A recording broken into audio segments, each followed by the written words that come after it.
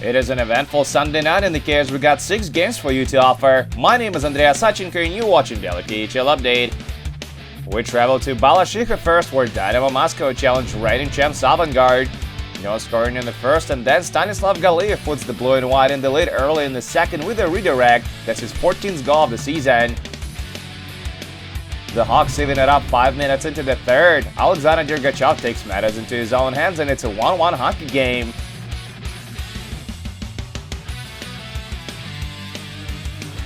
Dynamo regained the lead just over a minute later. Ivan Muranov takes a shot from on top of the circle, and it's right on the money.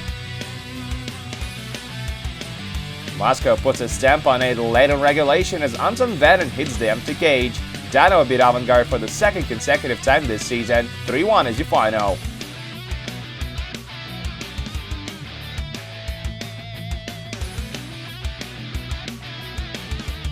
And now to Yaroslavl, where Lokomotiv welcome guests from Russia's Far East, Amura in town this Sunday.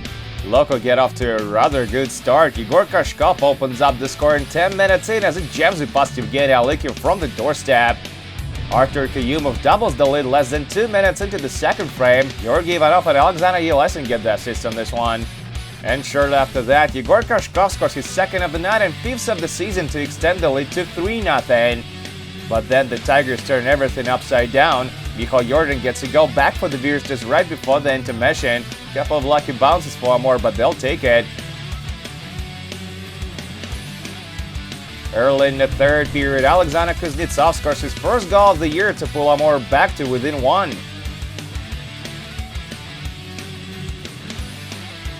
And meter for the frame, Ivan Nikalishin scores his 5th of the season, while local junior hockey school alumnus and Bruins prospect Roman Bychkov registers his first career KHL point. He goes all the way to the shootout, and Vladimir Galuzin wins the extra point for Amur. The Tigers are raised a 3-goal deficit and beat Loko in Yaroslavl for the first time since 2017. 4-3 is your final on this one. We're off to another Volga town. This is Nizhny Novgorod, and we're here to see Torpedo take on Sochi.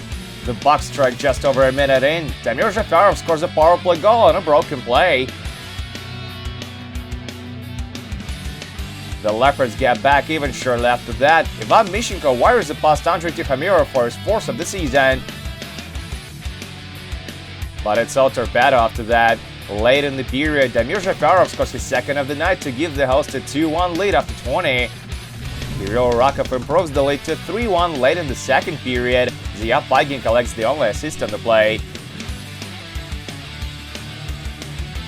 Theodor Lindstrom essentially bags it early in the third period with his 9th of the season, while Zafarov and Kenny Agostina draw the helpers. And a few minutes later, Zafarov completes his first career KHL hat-trick to wrap up his 4-point night. Torpedo defeats Sochi 5-1 on home ice.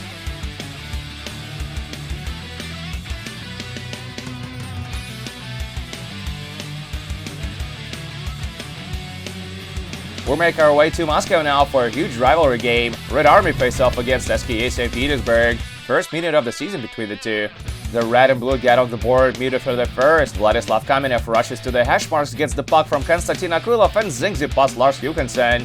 He scores his second of the night and 3rd of the season less than 2 minutes later. It comes on a power play. Mikhail Grigorenko collects another assist on the marker.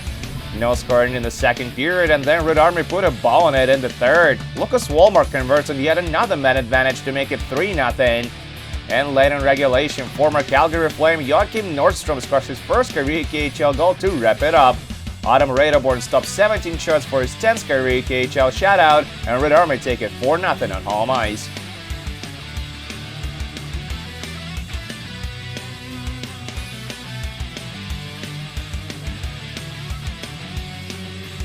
We're gonna make a short stop in Podolsk, Moscow region now, where Vityaz meet Admirals.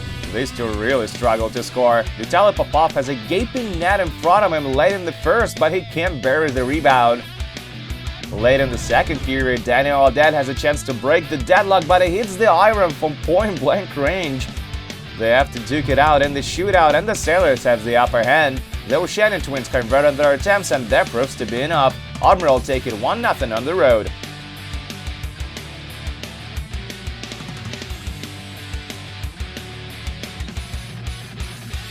We drop anchor in Riga, Latvia now for our last game of the night. It's between Dynamo Riga and Jokerit.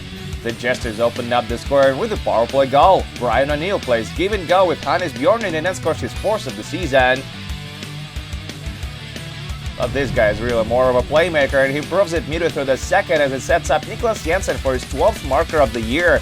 O'Neill now leads Jokerit with 27 points in as many games. The Vityaz extend their lead to 3-0 late in the period. Team Maturin jams it in from the doorstep. Early in the third frame, Alex Grant converts on yet another power play attempt of a setup by Jordan Schroeder. All Riga can get on this one is a consolation marker by Hunter Shinkaruk late in regulation. Jokerit gained 2 points on the road and Kyiv on top of the Western Conference. 4-1 is your final.